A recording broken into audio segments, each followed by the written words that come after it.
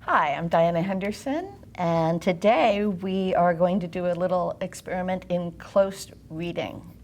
I'm Sarah Connell. I've been working with Diana on this module, and we're going to be looking at a scene from Act 2, Scene 1. So when I'm doing a class, I sometimes provide some of the key speeches and throw them at my students, and they have to just cold read.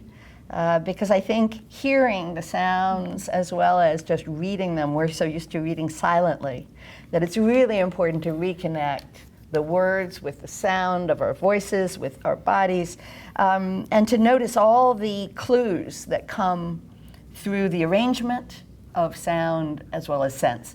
So Sarah had I think it's the privilege of choosing which little passage we are looking at with you today. Can you say why this one?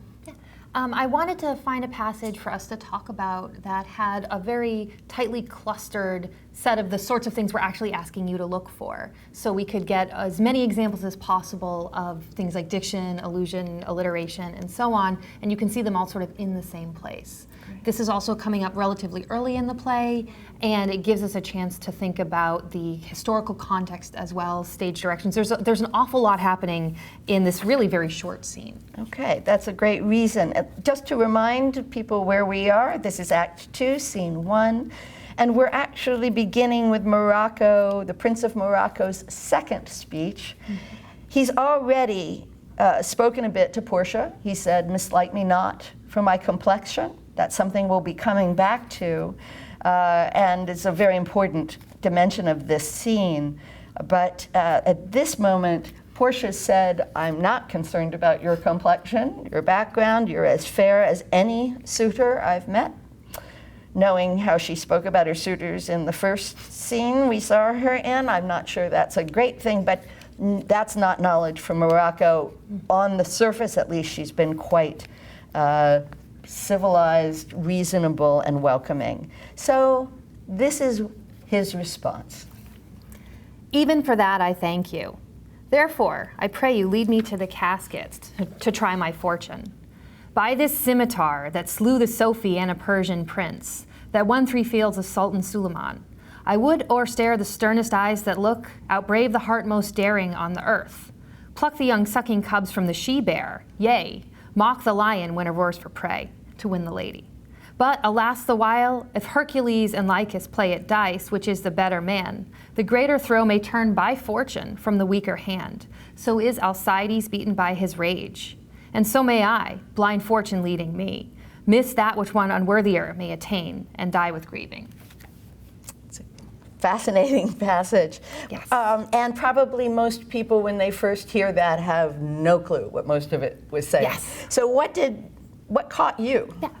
I think the first thing that stuck out to me was the very heavy alliteration, or starting around "by this scimitar that slew the Sophie and a Persian prince," and it continues on down there. Mm-hmm. We have a lot of S sounds clustered all at once, and we also have some popping P's as well, yeah. Persian prince. So the sound of this particular passage is one where you notice it a little bit more if you're reading it out loud. And just to remind everyone, alliteration is the repetition of consonant sounds in a particular passage. Mm-hmm. Yes. And S's are, you rightly point out that popping Persian prince hits one in this explosive way, which fits this explosive, mm-hmm. grand, large character of Morocco, this princely character. But those S's are really interesting, aren't mm-hmm. they? Because S's can sound like a snake.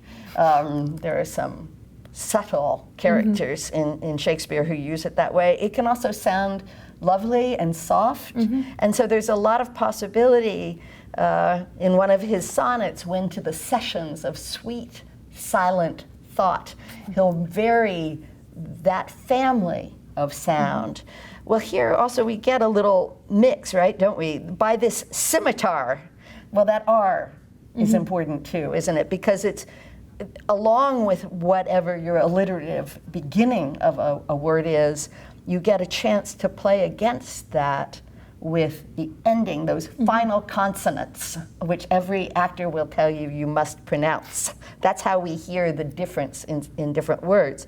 Scimitar has that hard R at the end. And notice it's at the end of the verse line. So what Shakespeare's done there is almost force a little stop moment that fits his verse. As he then goes on, that slew the Sophie and a Persian prince, you don't have to stop during that. That won 3 fields of Sultan Suleiman. And there we get a multisyllabic second word, Sultan Suleiman. And you almost feel, again, end of verse line, end of my speech. So there's a really nice mix of the alliteration creating forward momentum relationship between sounds, and then also pacing. Yeah, and you've already sort of highlighted one of the other things that we're asking students to look for, and that's the syntax of the sentences. And paying attention to very long sentences, such as this one, by the scimitar, that sentence just goes on. And I will say, as I was reading, I'm like, oh my goodness, is this sentence ever going to end? But the way the verse is structured, we have these pauses coming. And we talked a little bit earlier about enjambment and the difference between a verse line where the sense of the sentence continues on into the next line and a verse line where you have some sort of a pause at the end of each line. And one of the ways that it's possible to get through this very long sentence is that the sounds are helping you to pause, but you also have these pauses after each of those clauses, so it's not an enjambed one in the ways that other parts of the speech are. And I think you had found an example of enjambment in this speech that was interesting for the rhythm. Would you I'd love to. Yes, before we even go there, I'd also note all those lines that we were just looking at are lead up to the main clause, right? It's by this. He's saying by this, I swear by this thing, by this scimitar. All of that 2 lines that follow are modifiers of the scimitar. And then he gets to, I would o'erstare the sternest eyes that look, and then he goes on to a list of all the things he'd do to show his worth, to win the lady. So there's a niceness to that way in which the sound play that you noticed is really sort of a prologue to the main message. Yes. Sets the scene.